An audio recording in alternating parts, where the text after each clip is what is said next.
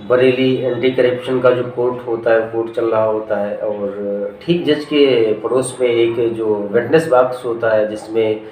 जो आरोपी होते हैं, जिसमें उनको खड़ा किया जाता है। तो ठीक उस विटनेस बॉक्स जो होता है उसमें तकरीबन 4 आरोपी होते हैं, वो खड़े होते हैं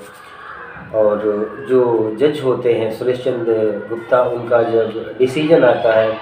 और उस डिसीजन में कहा जाता है जो भी आरोपी हैं इनको 50-50 हज़ार रुपये का जो अर्थदंड है वो देना पड़ेगा और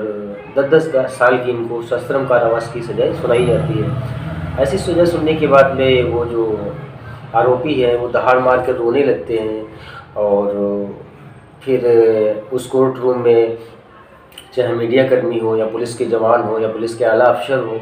वो सब खड़े होते हैं और जब पुलिस के जो जवान होते हैं उन आरोपियों को गिरफ़्तार करते हैं, जो दरअसल पहले पुलिस के जवान हुआ करते थे, उन्हीं को जब गिरफ़्तार करने के लिए जो पुलिस के जवान हैं वो आगे बढ़ते हैं,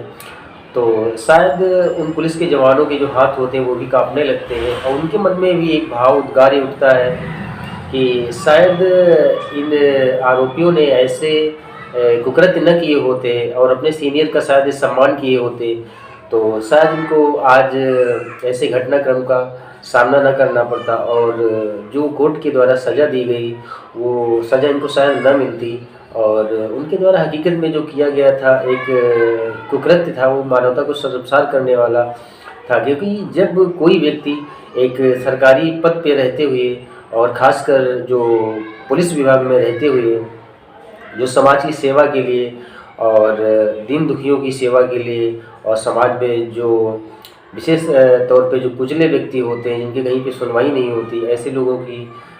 इज्जत को बचाने के लिए जिन लोगों की भर्ती की जाती है पुलिस विभाग में, तो उन लोगों ने शायद अपने सीनियर जो ऑफिसर्स होती है, वो भी खासकर एक महिला, उसके साथ में ऐसा अमानवीय व्यवहार किया गया था जिसके कारण उनको ये सज़ा दी जाती है। तो मित्रों, आज की कहानी के माध्यम से दरअसल हम जानने का प्रयास करेंगे कि वो जो चारों व्यक्ति होते हैं आरोपी, जिसमें खासकर 3 पुलिस के जवान होते हैं और 1 पुलिस का भाई होता है,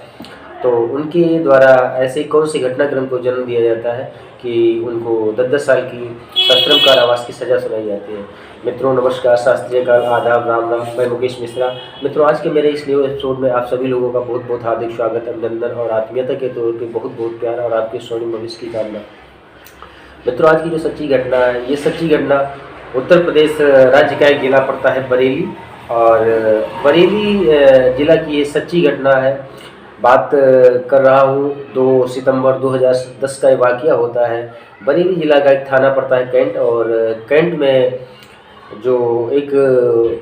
आईपीएस लेडी होती हैं जिनकी पोस्टिंग होती है, उनका नाम होता है कल्पना सक्सेना। वो दरअसल बरेली में ये शाहजहांपुर और बरेली जो हाईवे होता है उस पर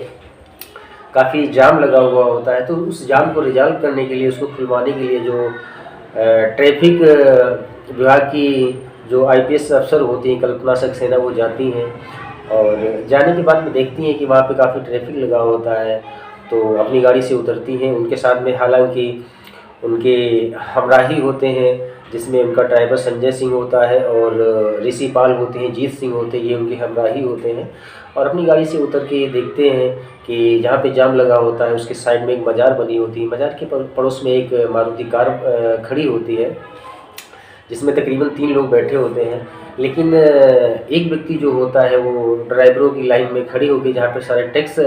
खड़े होते हैं जाम के तौर पे, तो उनके जो ड्राइवर्स होते हैं उनसे वो उगाही कर रहा है, उनसे धन वसूली कर रहा होता है। और जब आईपीएस ये लेडी होती हैं, जब इसके बारे में वो जानकारी लेती हैं, तो जो ड्राइवर्स वहाँ पे होते हैं वो बताते हैं कि दरअसल आपके ही विभाग के कुछ ऐसे व्यक्ति हैं जो अनैतिक रूप में ड्राइवरों को रोक के उनसे पैसे कमा रहे हैं, उनसे धन उगाही कर रहे हैं। ऐसी घटनाक्रम का जब खुलासा होता है, उन आईपीएस लेडी को कंफर्म होता है, तो ठीक वो आगे बढ़ती है जहाँ पे वो मारुति कार खड़ी होती है। मारुति कार में देखती क्या है, जो ड्राइविंग सीट पे एक बैठा व्यक्ति होता है, वो भी पुलिस का जवान होता है जिसका नाम मनोज सिंह होता है, और इसका नाम एक और सुल्ताना के नाम से ही जाना जाता है। ये बैठा होता है और पीछे की जो सीट होती है उसमें भी 2 पुलिस के जवान बैठे होते हैं, जिसमें एक का नाम रविंदर होता है, इसका नाम टाइगर के नाम से ये पुलिस का जवान जाना जाता था, और एक पुलिस का जवान और होता है जिसका नाम रावेंद्र होता है। और रावेंद्र का जो सगा भाई होता है जिसका नाम धर्मेंद्र होता है, वो ड्राइवरों को रोक के पैसे की उगाही कर रहा होता है। लेकिन जब ये मैडम देखती हैं तो मैडम जैसे फिल्मों में ड्राइविंग सीट पे जो ड्राइवर बैठा होता है उसके हीरे पे हाथ डाल के उसके कॉलर को पकड़ती हैं, और जब मनोज के कॉलर को पकड़ लेती हैं तो वो ड्राइवर जो होता है पुलिस का जवान, वो अपनी मारुति कार को आगे बढ़ाता रहता है, और बढ़ाने के बावजूद में जो पीछे बैठे हुए जो पुलिस के जवान दो और होते हैं, जिसमें एक रावेंद्र होता है और एक रविंदर होता है, ये दोनों मैडम को मारने पीटने लगते हैं। तकरीबन 200 मीटर की जो दूरी होती है तक वहाँ तक खींचते हुए मैडम को ले जाते हैं। हालांकि जो आईपीएस लेडी ये होती है कल्पना सक्सेना, इनके जो हमराही होते हैं जीत सिंह और ऋषि पाल, ये भी मैडम के साथ साथ में ही भागते रहते हैं, और किसी न किसी तरह से मैडम अपने को उस आरोपी जो ये मनोज सिंह होता है पुलिस का जवान, उससे बचा लेती है। बचाने के बाद में वहीं पे गिर जाती हैं। इसके बाद में इनके जो हमराही होते हैं ऋषि पाल और जीत सिंह, इनको ले जाकर ये एक जो निजी हॉस्पिटल होता है वहाँ पे भर्ती कराते हैं। भर्ती कराने के बाद में तकरीबन 8 दिन तक ये उस हॉस्पिटल में भर्ती रहती है, फिर स्वस्थ हो जाती है। स्वस्थ होने के बाद में जब ये वापस आती हैं तो नज़दीकी जो पुलिस स्टेशन होता है वहाँ पे इनके खिलाफ में जो आरोपी होते हैं पुलिस के 3 जवान के खिलाफ मुकदमा पंजीकृत किया जाता है। हालांकि ये तीनों जवान उस समय फरार हो जाते हैं मौके से, और जिसके बाद में ये अब जितने भी आलापशर होते हैं पुलिस के, उनको सारी कहानी बताती हैं, और जो आरोपी दरोगा होते हैं इनके खिलाफ, आरोपी जो पुलिस के जवान होते हैं इनके खिलाफ जो मुकदमा पंजीकृत कराती हैं, और फिर ये मुकदमा चलता रहता है। और जिसके बाद में ये जो तीनों पुलिस के जवान होते हैं इनको बर्खास्त कर दिया जाता है, और बर्खास्त करने के बाद में 2014 में इन्हें फिर से एक बार ये अपनी नौकरी पे आ जाते हैं। लेकिन 2014 में फिर से इनको सस्पेंड कर दिया जाता है, और जब सस्पेंड कर दिया जाता है तो ये सीधे फिर हाई कोर्ट जाते हैं। हाई कोर्ट में अपने ऐसे को तल्ख देते हैं कि जो भी साक्ष्य उनके खिलाफ थे वो शायद सही नहीं होते हैं, तो उसमें जो कोर्ट होता है इनको रियायत कर देता है, और पुनः इनकी जो पुलिस की नौकरी होती है उसको ज्वाइन करने के लिए आदेश कर देती है। फिर इसके बाद में ये ज्वाइन कर लेते हैं अपने पुलिस की जॉब को। लेकिन इसके बाद में एक आईपीएस ऑफिसर और आते हैं, वो फिर से इस केस की जांच पड़ताल करते हैं। तो जांच पड़ताल करने के बाद में कुछ ऐसे साक्ष्य सबूत मिलते हैं जिसके खिलाफ इनके ये जो आरोपी होते हैं इनके खिलाफ फिर से मुकदमा चलाया जाता है। और मुकदमा चलाने के बाद में ये फिर से दिसंबर 2021 में ये फिर से बर्खास्त कर दिए जाते हैं,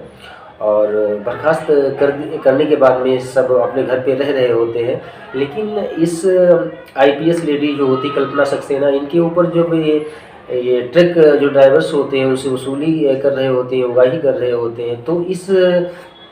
प्रकरण की जो जांच दी जाती है वो एक सीओ होते हैं जिनका नाम होता है एसपी सिंह को इसकी जांच दी जाती है। लेकिन जो सीओ एसपी सिंह होते हैं इस जांच के अंदर जांच तो करते हैं, लेकिन ऐसे कोई साक्ष्य ऐसे कोई सबूत नहीं कर पाते हैं जिससे उन तीनों जो आरोपी जो पुलिस के जवान होते हैं उनके खिलाफ एक सख्तम कार्रवाई हो सके और उनको सज़ा मिल सके। तो इसके बाद में जो ये सीओ होते हैं एसपी सिंह, इनके हाथों से ये जांच ले ली जाती है, और हालांकि इस पे केस चला करता है कोर्ट में। इसकी जो प्रक्रिया होती है, प्रोसीजर होता है, वो चला करता है। तकरीबन 14 साल तक इसके केस की सुनवाई होती है, और अंततः वो समय आ जाता है। ये 24 फरवरी 2025 का वाक़या होता है, और जो बरेली की एंटी करप्शन कोर्ट होती है उस कोर्ट में ये तीनों आरोपी का जो एक विटनेस बॉक्स होता है उसमें खड़ा किया जाता है, और जिसमें एक चौथा आरोपी और होता है जो रावेंद्र जो पुलिस का जवान होता है उसका भाई धर्मेंद्र होता है जो धन उगाही कर रहा होता है। तो जो एंटी करप्शन की कोर्ट होती है उसके जो जज होते हैं सुरेश चंद्र गुप्ता, वो मुखर होकर इस चीज़ को कहते हैं कि ये पुलिस के एक जिम्मेदार पद पे होते हुए भी अपने सीनियर का जब रिस्पेक्ट नहीं कर पाए, सम्मान नहीं कर पाए, और अगर जो कोई व्यक्ति अपराध करता है तो अपराध को रोकने के लिए शायद पुलिस के जवानों की भर्ती की जाती है, लेकिन ये स्वयं पाप को और अपराधों को जन्म दे रहे थे। और उसके बदले में जब इनके सीनियर ऑफिसर ने इनको रोका तो उसको भी इन्होंने मारने की कोशिश की और अपनी गाड़ी से तकरीबन 200 मीटर की दूरी तक उसको घसीटते रहे, कड़ेलते रहे, जिससे उसको काफ़ी शरीर में चोटें भी आई थी। तो इनके खिलाफ़ जो सजाए का फरमान हुआ है वो शायद इसलिए हुआ है कि इससे समाज में एक नज़ीर बन के पेश हो सके, और पुलिस ही नहीं, हर एक विभाग के जितने भी जूनियर ऑफिसर्स हों या अधिकारी हों या कोई भी कर्मचारी हो, वो किसी भी अपराध को करने से पहले एक बार नहीं बल्कि 100 बार सोचें कि जिस समाज की सेवा के लिए हम एक पद को ग्रहण किए हैं, तो उस पद की गरिमा जो होती है, उसकी मर्यादा होती है, उसको समझना चाहिए, उसको क्या उसूल होते हैं, क्या सिद्धांत होते हैं। ऐसा तल्ख आता है जो जज सुरेश चंद्र गुप्ता होते हैं उनका, और एक तल्ख ये भी आता है कि अवैध वसूली के तौर पे किसी भी व्यक्ति को इतना नहीं गिर जाना चाहिए, जो एक रिश्तों की मर्यादा होती है, रिश्तों की डोर होती है, वो भी शर्मसार हो जाए। जो व्यक्ति ट्रक ड्राइवर्स से, जो अपनी रोजी रोटी कमाने के लिए, ट्रक ड्राइवर्स अपने परिवार को चलाने के लिए हज़ारों मीलों की दूरी तय करते हैं, जिससे उनको वेतन दिया जाता है ट्रक मालिकों के द्वारा से, जिससे उनका परिवार पलता है, और ऐसी दुखद भरी कमाई को अगर जो पुलिस के जवान उगाही के रूप में एकत्रित करते हैं, तो कितना घिनौना ये अपराध है, ये कल्पना करने योग्य बात है। हालांकि वो जो भी आरोपी पुलिस के जवान होते हैं, रोते रहते हैं, बिलखते रहते हैं। हालांकि इसके बाद में उनको अरेस्ट करके जेल भेज दिया जाता है, और जेल भेजने के बाद में ये जो भी क्रियाकलाप होता है, फिर पत्रकारों की वहाँ पे भीड़ इकट्ठा हो जाती है, और जो आईएएस लेडी होती है जिनका नाम कल्पना सक्सेना होता है, उनसे जब पत्रकारों की टीम पूछती है तो बताती हैं कि जब ये धन की उगाही कर रहे होते हैं दरअसल, तो मैं वहाँ पे जब पहुँच जाती हूँ तो रिस्पेक्टिव एक सीनियर अपने जूनियर से जैसे बात करता, मैं सिंपल तौर पे उनसे बात कर रही थी,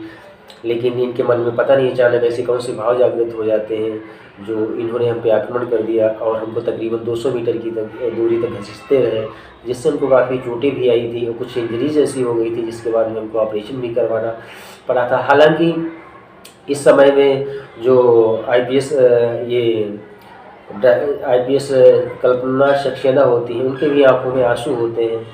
और शायद उसमें उनका कोई दोष नहीं होता है। और कल्पना सक्सेना जो आईपीएस ये लेडी होती हैं, इनके बारे में अगर जो बात किया जाए तो इनका मूलतः 21 अप्रैल 1968 में जन्म होता है। उत्तर प्रदेश का एक जिला पड़ता है मेरठ, और ये बचपन से ही काफ़ी मेधावी थी, और 1990 में इन्होंने काफ़ी मेहनत की। उस मेहनत को करने के बाद में ये सीओ की पोस्टिंग इनको मिलती है, और 1994 में इनकी नियुक्ति होती है सीओ की पोस्टिंग पे, और 1990 में अपना जो भी एग्ज़ाम इनका होता है क्वालिफाई करती है। 1994 में इनको सीओ के पद की पोस्टिंग मिलती है। फिर इसके बाद में ये 2010 में इनको आईपीएस का एक पद मिलता है, और आईपीएस का पद मिलने के बाद में इनकी जो पहली पोस्टिंग होती है वो दरअसल उत्तर प्रदेश का जो बरेली ज़िला होता है, वहाँ पे इनके पोस्टिंग होती है।